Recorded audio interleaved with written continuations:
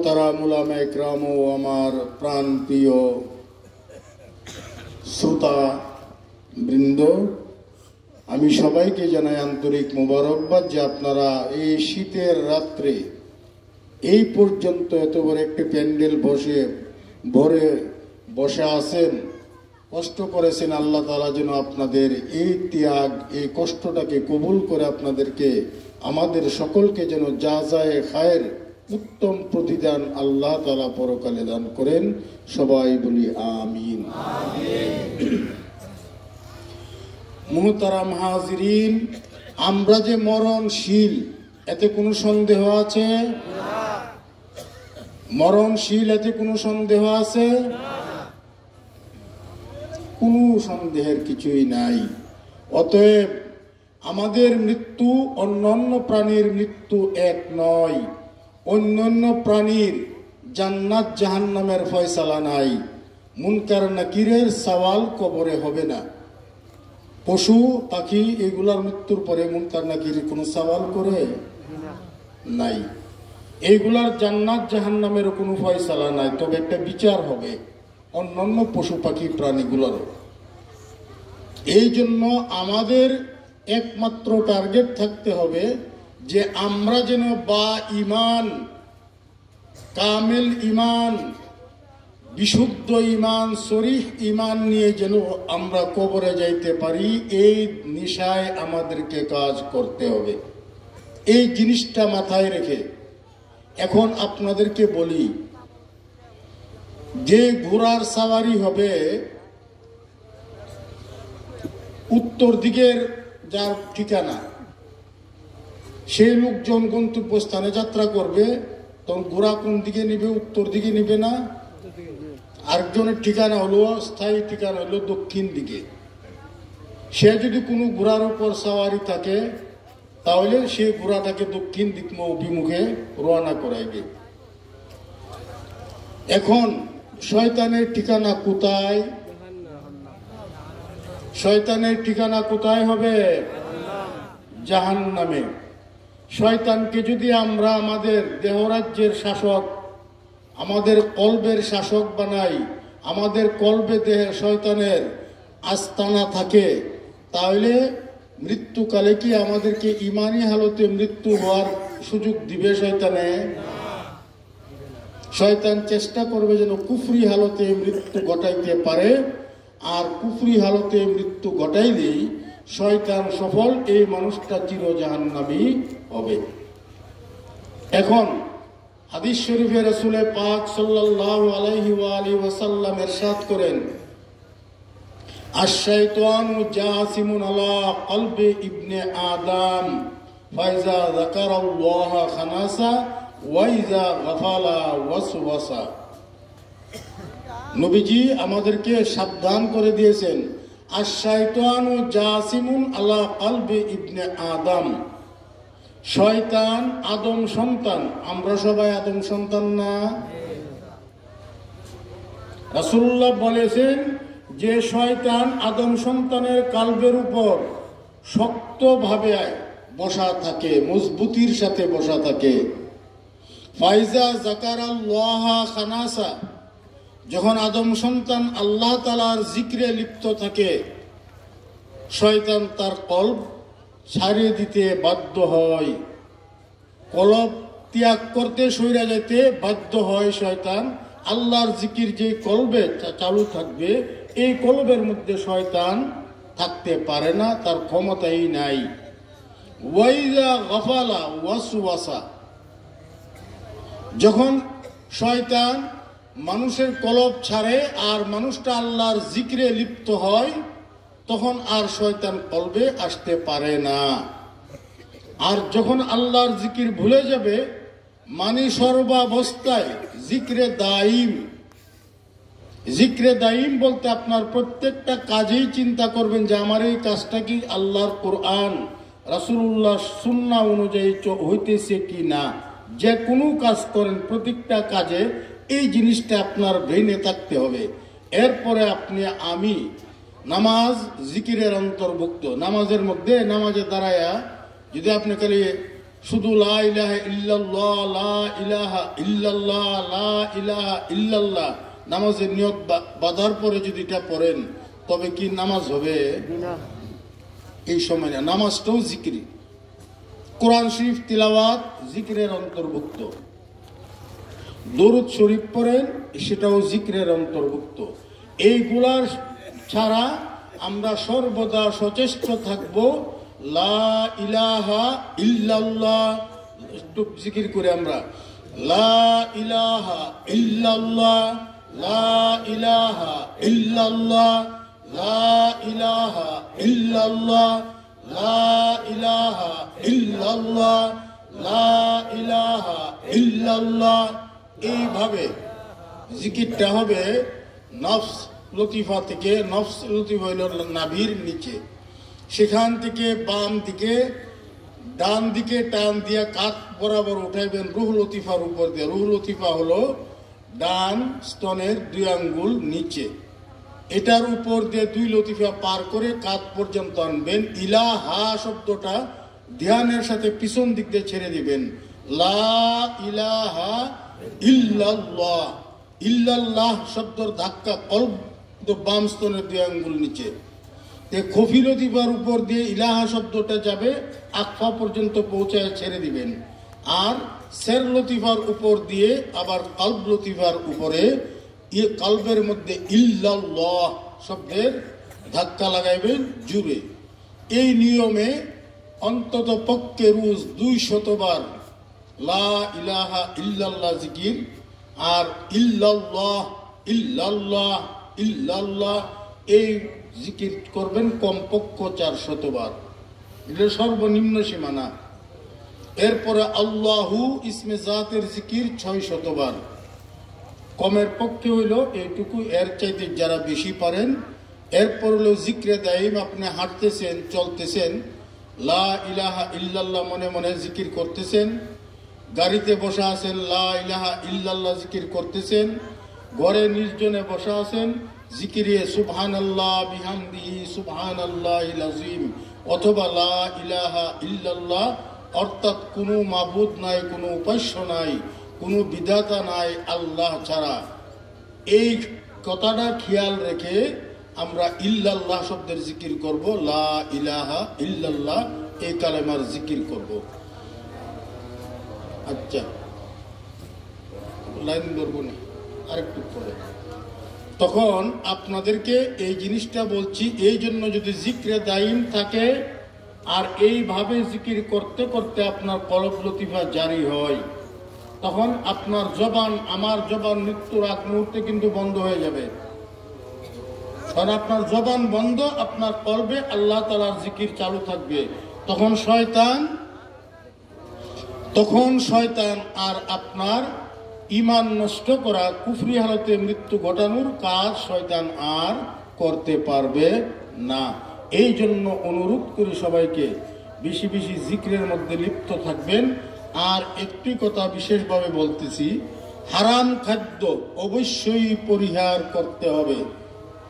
সুদ, ঘুষ, জুলুম, আত্মীয়র হক নষ্ট করা, বোন ভাইদের হক নষ্ট করা, জুলুম করে সম্পদ দখল করা, সুদ খাওয়া, ঘুষ খাওয়া, এই যাবতীয় হারাম কাজ, ধোঁকা ফাঁকির ব্যবসা। এরপরে যে ব্যবসা শরীয়তে হারাম, যেমন বাঁশি কেনা বেচা করা, মূর্তি কেনা বেচা করা, যে জিনিসগুলো শরীয়তে ব্যবহার হারাম, এইগুলা তৈয়ার করা হারাম, এইগুলার ব্যবসাও হারাম। এই সমস্ত দিক সতর্ক দেখে হালাল কামাই খাইতে হবে। আর মিথ্যা কথা কোনো অবস্থাতেই আমরা বলতে পারবো না, কারণ মিথ্যা বলা এবং হারাম খাদ্য খাওয়া এইগুলার দ্বারা মানুষের কলব নষ্ট হয়ে যায়, যার কারণে জিকিরে, ওয়াজে, নসিহতে তার মধ্যে অ্যাকশন করে না। যেমন মনে করেন আপনার পেটের অসুখ, আমাশয়, ডাক্তারে কিছু খাবার নিষেধ দেয় না, ঔষধ দেয় আর কয়েকটা জিনিস নিষেধ করে, ঝাল, বাসি, শুটকি এবং ভাজা পোড়া এই সমস্ত জিনিস খাইবেন না। এখন আপনি ওষুধ খাইছেন ঠিক, কিন্তু এই কথাগুলো একটু মানেন নাই, তখন কি আপনার পেটের অসুখ ভালো হবে? এই জন্য অনুরোধ করি যে ওয়াজ নসিহত সারা রাত্র আমরা শুনলাম, এই কথাগুলো আমাদের পত্য, এইগুলো আমাদেরকে মানতে হবে, তখন আমাদের ইবাদত বন্দেগী জিকির আজকার এগুলা কাজ করবে। এই জন্য অনুরোধ করি, সর্বোত্তম জিকির হইল নামাজ। নামাজ যদি পড়েন রোজ হাসরে, আপনি নবী ওলিদের সাথে আপনার হাসর হবে। নামাজ যদি কায়েম থাকে নবী ওলিদের সাথে হাসর হবে, সিদ্দিক সুহাদা আল্লাহর মকবুল বান্দাদের সাথে আপনার হাসর হবে। আর বেনামাজির হাসর হবে কারুন, ফিরাউন, হামান, উবাই ইবনে খালফ, তাদের সাথে হবে বেনামাজির হাসর। অতএব আমরা হাসরের সাথী কে হবে আপনার, এটা আপনার দুনিয়ার আমলের উপর নির্ভর করবে। এই জন্য দুনিয়াতে থেকে আমরা আমল সংশোধন করতে চেষ্টা করি।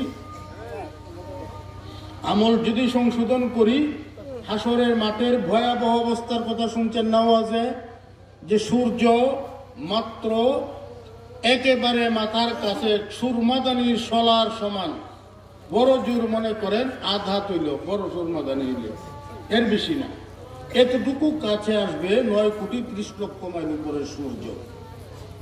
তাপের মাত্রা কেমন হবে? 9,30,00,000 মাইল উপরে সূর্য আসবে মাথার আধা উপরে মনে করেন। এই তাপের মধ্যে ভয়াবহ অবস্থায় সকল নবী রাসূলগণ, একমাত্র আমাদের রসুলে পাক সাল্লাল্লাহু আলাইহি ওয়াসাল্লাম ছাড়া সকল নবী রাসূলগণ সহ সবাই বলবে রাব্বি নাফসি রব্বি নাফসি রব্বি নাফসি, আল্লাহ তুমি আমাকে বাঁচাও, আমাকে রক্ষা করো। এই ভয়াবহ অবস্থায় সময় শর্ট। এখন এই ভয়াবহ অবস্থার মধ্যে আল্লাহ তাবারক তাআলা আল্লাহ কয়েকটি ঘোষণা করবেন আল্লাহর নিজ কুদরতি জবান দিয়ে। প্রথম বলবেন যে লিমানিল মুলকিল ইয়াউম, আজকের রাজা, আজকের বাদশাহ, কার বাদশাহী আজকে? এই প্রশ্ন করার পরে লক্ষ লক্ষ রাষ্ট্রপতি, প্রেসিডেন্ট, বাদশাহ থাকবে। সমস্ত বাদশাহ প্রজা সবাই চুপ নীরব থাকবে। তখন ফাজাবা আন নাফসি লিল্লাহিল ওয়াহিদিল কাহ্হার, আল্লাহ তাআলা নিজ পক্ষ থেকে জবাব দিবেন যে আজকের রাজত্ব একমাত্র শক্তিধর ক্ষমতাধারী আল্লাহ তাআলার রাজত্ব হলো আজকে। এই রাজত্ব আল্লাহ তাআলার। এরপরে আল্লাহ তাআলা বলবেন যে ওয়ামতাজুল ইয়াউমা আইয়ুহাল মুজরিমুন, আজকে আমরা নেককার বদকার সকল মানুষ একসঙ্গে চলাফেরা করি। হাসরের মাঠে উঠার পরে আল্লাহ তাআলা হুকুম দিবেন যে পাপিষ্ঠ গুনাহগার যারা, তোমরা পৃথক থাকো আমার নেক বান্দাদের কাছ থেকে। এরপরে আল্লাহ তাবারক ওয়া তাআলা আবার বলবেন যে আইনাল মুতাহাব্বুনা বি জালালি আল ইয়াউমা উযিল্লুহুম ফি জিল্লি ইয়াউমা লা জিল্লা ইল্লা জিল্লি। এই শব্দগুলা স্বয়ং আল্লাহ তাআলা আমাদেরকে হাসরের মাঠে শোনায় দিবেন। এই হাদিস কানের অর্থ কি? আল্লাহ তাআলা বলবেন যে আইনাল মুতাহাব্বুনা বি জালালি, কোথায় আছে ওই মানুষগুলা যারা একজন মুমিন আর একজন মুমিনকে আল্লাহর সন্তুষ্টির জন্য মহব্বত করবে। হাসরের মাঠে মানুষের শরীরে কোনো কাপড় থাকবে না, পায়ে জুতা থাকবে না।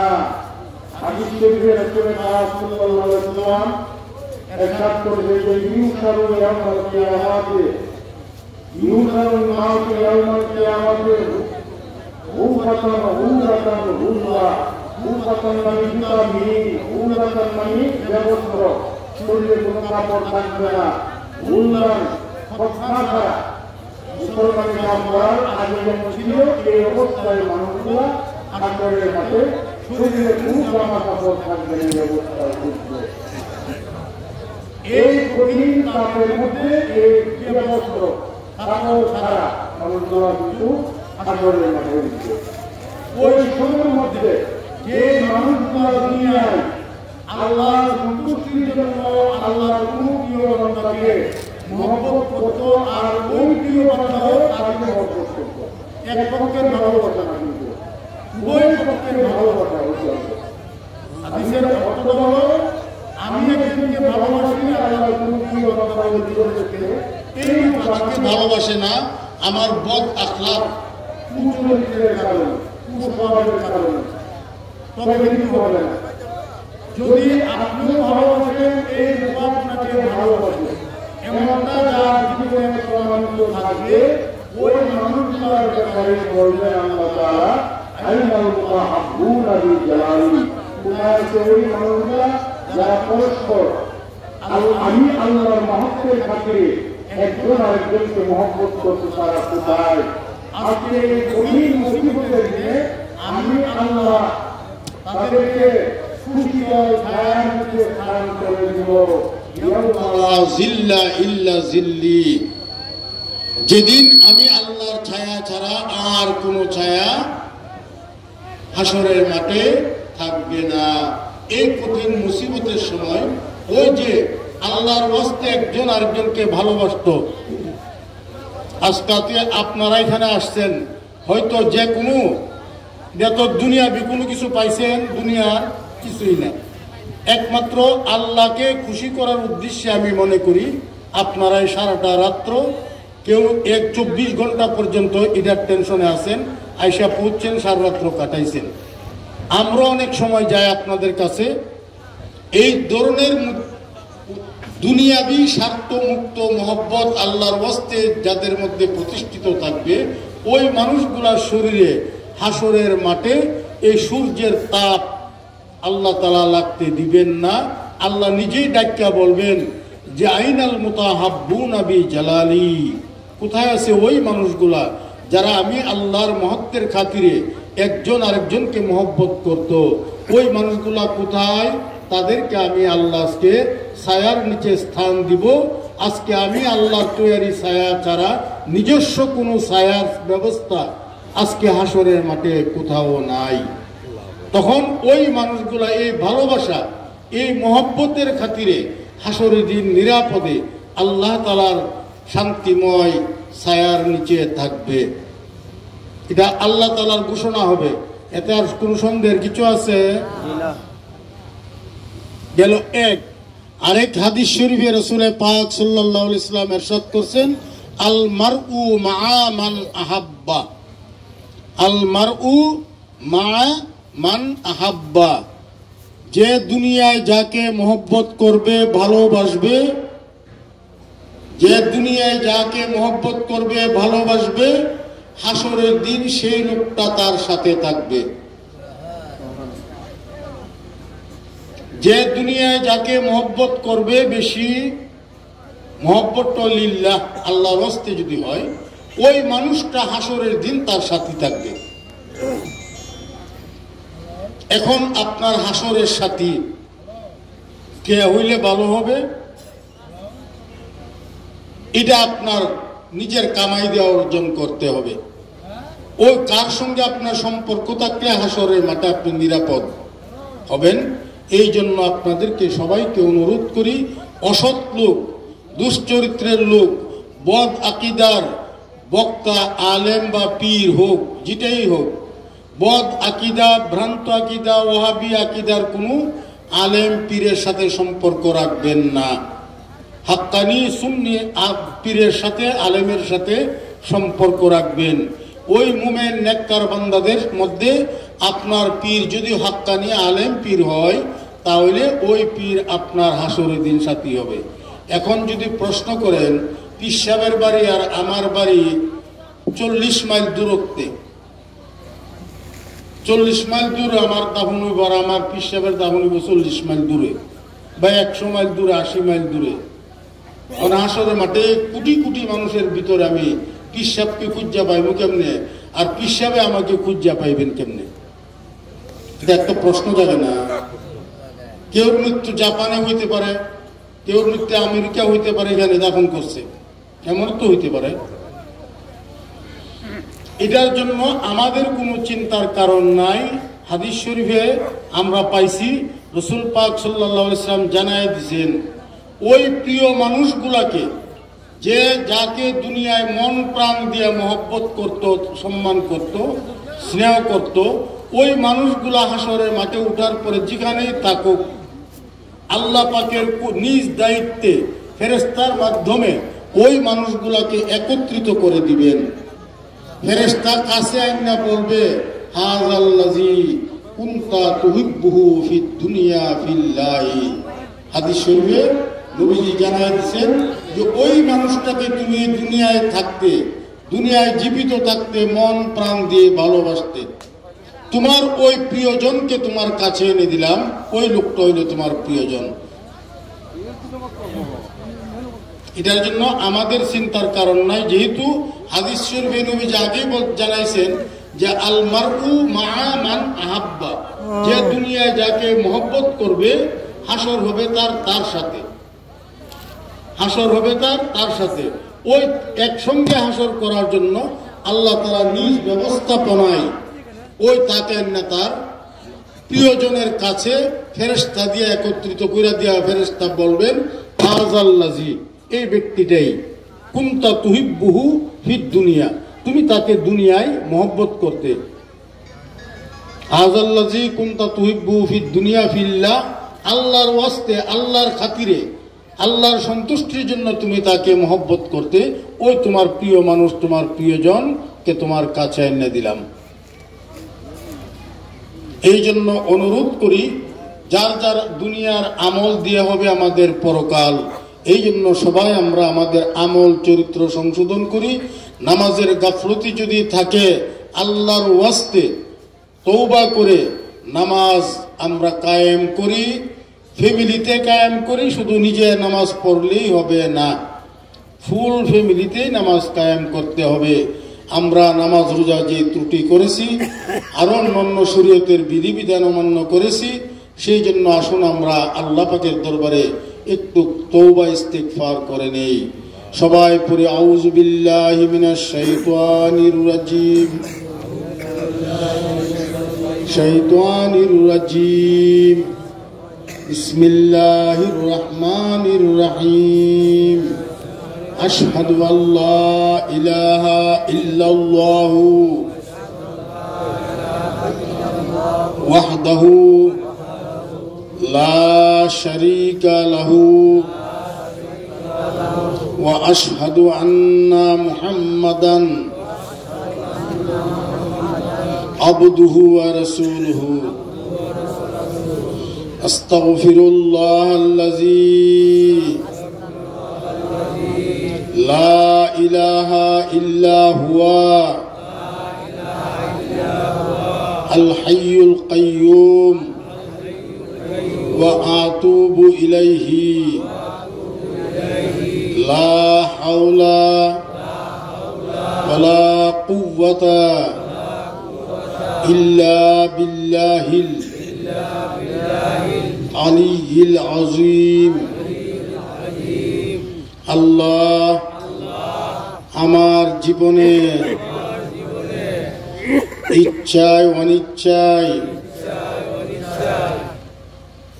যত সাগীরা কবীরা, জাহিরি বাতিনি, শিরকি, বিদআতি, আমলি, এতেকাদি, রুহানি, জিসমানি যত গুনাহ করছি, সমস্ত গুনাহ হইতে তওবা করলাম। আল্লাহ, একদিন আমাদের জবান বন্ধ হয়ে যাবে, আজকে তওবাই আমাদের জীবনের শেষ তওবা হইতে পারে। আল্লাহ, তোমার গফফার নামের উসিলায় আমার তওবা কবুল করে নিয়ে আমাকে ক্ষমা করে দাও। আল্লাহ, আর জীবনে তোমার নাফরমানি করব না, নামাজ রোজা তরক করব না, শরীয়তের হুকুম আহকাম অমান্য করব না, রাসূলুল্লাহ সাল্লাল্লাহু আলাইহি সাল্লামের সুন্নাত অনুযায়ী চরিত্র গঠন করব। আল্লাহ তোমার হাবিব মুহাম্মদুর রাসূলুল্লাহ সাল্লাল্লাহু আলাইহি সাল্লামের খাতিরে আমাদের তওবা কবুল করে নাও, আমাদের জিন্দেগীর সমস্ত গুনাহ ক্ষমা করে দাও। আল্লাহ আল্লাহ তুমি আমাদেরকে তাওবার উপর কায়েম ও দায়েম রাখিও। আল্লাহ কামেল ঈমানের হালতে আমাদের মৃত্যু নসিব করিও। আল্লাহ আচ্ছা, এখন আমরা ফজরের নামাজ জামাতে পড়ে আখিরি মোনাজাত করব। আমরা সবাই যার যার মনের মাকাসেদ মকসুদ গুনাহ খাতা মাফ চাওয়া যার যারটা আমরা করব, সবাই সম্মিলিতভাবে তো দোয়া করবই, যার যার মনের কথাগুলো আল্লাহর কাছে বলবেন। এক, অনেক অসুস্থ মানুষ দোয়া প্রার্থী, তাদের জন্য আমরা দোয়া করব। আমরা অনেকে এখানে যারা আছি আমরা অনেকে অসুস্থ আছি।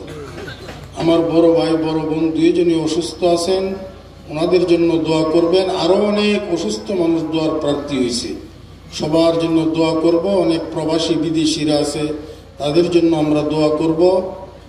কাজেই আর আমাদের পিতা মাতার মাগফিরাতের জন্য, নাজাতের জন্য, বুলন্দ মর্তবার জন্য আমরা আল্লাহর দরবারে দোয়া করব। আর যদি আল্লাহ তাআলা আমাদের এটাই জীবনের শেষ মাহফিল হয়, যেন মাবুদ আমাদেরকে এই মাহফিলে ক্ষমা করে দেন, এই জন্য আমরা বিশেষভাবে মাবুদের দরবারে ফরিয়াদ করব। গত বৎসর যারা ছিলেন আজ কিন্তু সব মানুষ নাই, আমাদের এলাকার কয়েকজনকে আমি দেখতেছি না। গত বৎসর যারা ছিলেন আজকে আমার সামনে কয়েকজন মানুষ নাই। একে একে আমরাও সবাই এইভাবে বিদায় হয়ে যাব। এই জন্য আমরা খাস নিয়তে আল্লাহর কাছে গুনাহ মাফ চাইব, ক্ষমা চাইব। আল্লাহ তাআলা আমাদের সকলকে যেন মাফ করেন, সবাই বলে আমিন।